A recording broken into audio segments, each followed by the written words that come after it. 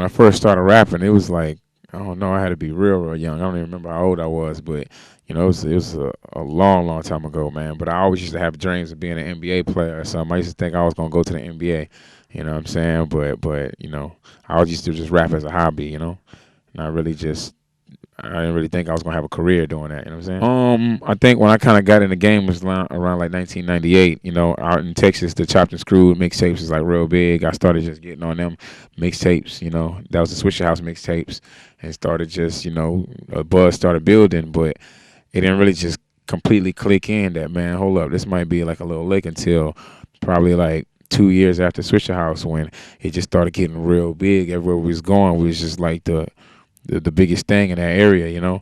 Because at first when we got in the Swisher House, we was doing our freestyles, but it wasn't like we was the biggest thing in the Swisher House. It was like Slim Thug was the biggest thing in the Swisher House. People still running past us. And then it got to a point where we started becoming that hot commodity. Yeah, when I first started rapping, I was just like Chameleon. I used to rap as Chameleon, and I used to have like a little lizard chain that was spray painted with chameleon paint. And it was basically just like, because I looked at myself different than other artists, you know what I mean? Like, I have my own style, and as I got older, I started want to have purpose behind what I was saying, because a lot of the freestyles that I did, it was cool. I came up just doing all these punchlines about my diamonds, about my rims, and it got so tiring. I want to have purpose behind what I was saying. So the millionaire part of my name basically means an artist that's rich in style. It's not about money or nothing like that. Like people that know about Chamillionaire know that Chamillionaire will rap fast, he'll rap slow, he'll rap fast then slow. I sing the hook. You know what I'm saying? I just try to give him a whole bunch of different styles. So, the Chameleon logo represents me, because it's like I'm different than all the other artists. I got my own style, you know what I mean? So that's why I'm representing that, you know what I'm saying? And then if you break the words down, it means Cam's ill on air. You know what I'm saying? Like, he could spit, and you're going to love it. Without it's just all about being open-minded, man. I remember the first time I really just sang a hook, it was on an underground freestyle, and I was just like, you know what, I'm finna try to sing a hook. That's just me. I'll be thinking on a whole nother level. I'll be like, man, let me try to do something I ain't did before, And I was just like, I want to try to sing this hook, and you would never know what you could do if you don't try. And all it was is just perfecting the craft, you know what I'm saying? I started off and it was cool, and then I started doing a little more. Then I started realizing people started liking it, so I was like, well, I started doing it more. Now, if I don't even sing the hook, people are like, man, where's the hook at? How come you didn't put a hook on that, Cam? You know what I'm saying? And then the album that sold over 150 for me and Paul, I did every hook on that album. You know what I'm saying? It's just like, it started becoming my like little trademark. You know what I mean? So I started giving them a lot of real catchy hooks.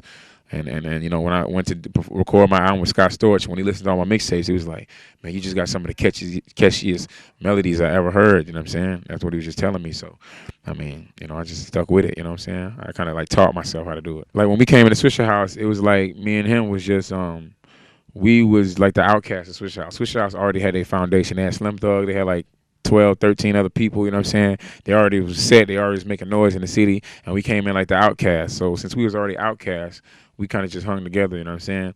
And we started getting on the freestyles, and when I get on the freestyle, Paul would be right there, get on the freestyle with me, and we just kind of started building up a buzz. And then after we left Switch House, we started our own thing on the Color Change and Click, and started putting out our own mixtapes. And we started off slow, but then we started being successful with it, and it just started building. It started getting bigger and bigger, and we started to have something for ourselves. And later on down the line, we dropped our album called Get Your Mind Correct. And that sold, over 150,000 records. It's like a, I guess classic to people out there in that area. We had a big single on there, Love My Money. Then after that, we was kind of like neighborhood superstars out there, you know what I'm saying? And then later on down the line, you got, we grew into two different people. He went back to Swisher House, and I was just like, I would never go back to Swisher House, you know what I'm saying?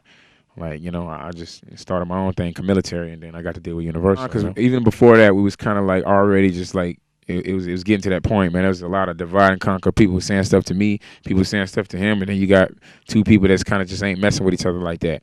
Like at that time, we really wasn't messing with each other when he went back to Swisher House. But I ain't gonna lie, I was surprised that he actually went back to Swisher House. I was like, I would think that he would start something for himself. You know what I'm saying? But then, somebody said something real to me. They was like, you was trying to turn Paul into something he didn't want to be. And now that might have been a real comment, you know what I'm saying? He just wanted to be an artist and just, not have to worry about that business side, I guess, But me, that's me, you know what I'm saying? I want to control my own destiny, write my own checks, you know what I'm saying? The whole time I was with Switch House, I never really saw no real cheese, you know what I'm saying? Like I used to do a lot of stuff, shows and freestyles, and man, it was over 40 mixtape freestyles I was on, and I wouldn't really get no money, It was like an internship.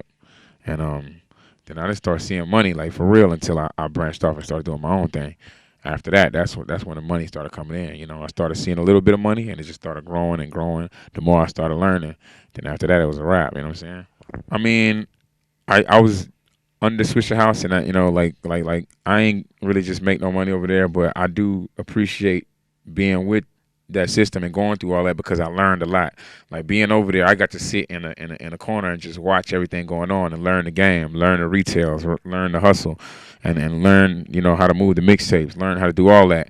So when it came time for me to do it, I already knew the blueprint, And it's the same thing. I used to be around a lot of other artists and just see the way they did their thing and how they got screwed. So they used to help me with my whole situation and I definitely feel like I learned a lot, and then even Slim Thug with his situation, he was at Switch House and he broke off and started doing his own thing.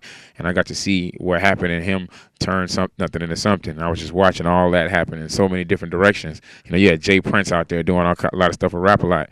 I just was sitting there just, being a student of the game, just watching it, learning it before I got into it. And then when I got into it, it was time to go. Yeah, people be thinking that it's about like some beef or something like that. It's not about no beef, That's why I'm telling everybody now. The name of the title basically means the sound of revenge is like success. Because I feel like in this world, the best thing you can do to get respect is be successful. You know what I'm saying? And I wanna do that. You know what I'm saying? My whole life, people been telling me, don't do this. It's not gonna work. It's not gonna work. And I'll do it. I'll go against the grain. It'll work. So I just kind of like started building my own mind and just trusting my own gut. And I always go against the grain. They'll be like, nah, don't do this, Cam. It ain't gonna work. And I'll do it, and it'll work. So, I feel like my whole way people have been telling me it's not going to work, it's not going to work. So this is like revenge to everybody that doubted me and thought that everything that I was doing wasn't going to work. You know what I'm saying? I'm going to be successful regardless. And I'm not necessarily just saying sales-wise. It's just like it might come to like I got this buzz about myself, and it's like, just matching up to the buzz. A lot of artists come out with music, and it don't match up to the buzz. So I just want to come as close as possible to being successful when it comes to matching up to the hype of the music, you know what I'm saying? The hype of the buzz.